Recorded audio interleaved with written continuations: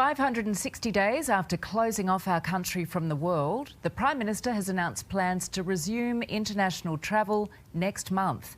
Qantas will take off from Sydney on November the 14th, and for vaccinated Australians coming home, hotel quarantine is all but a thing of the past.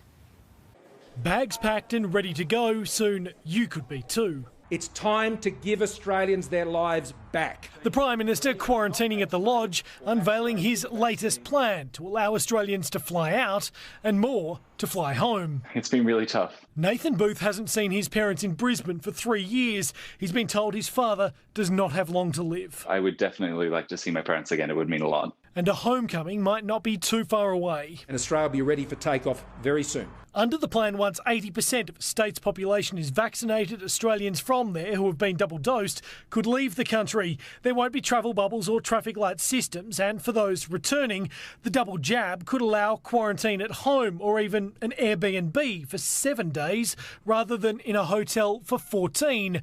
That's if states come on board. And we're going to be open.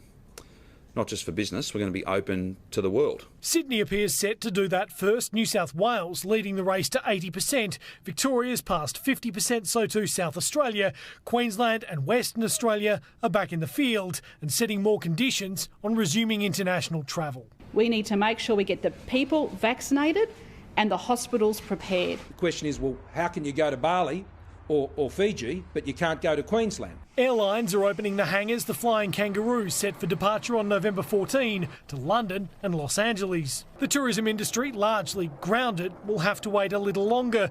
The focus on arrivals will be returning Australians and permanent residents. The industry's been losing over $3.5 billion a month. The prospect of opening up international travel has some predicting ticket prices will fall. The specials will come through in January, February next year, when there are a lot more planes, a lot more seats in the air. While the Prime Minister announces an overhaul to home quarantine while in quarantine, it's the existing arrangements he's indicating could prevent him attending the G20 in Rome and a major international climate summit in Glasgow next month. My first and most important group that I need to talk to about our plan is not overseas, it's right here in Australia. As is an election due next year.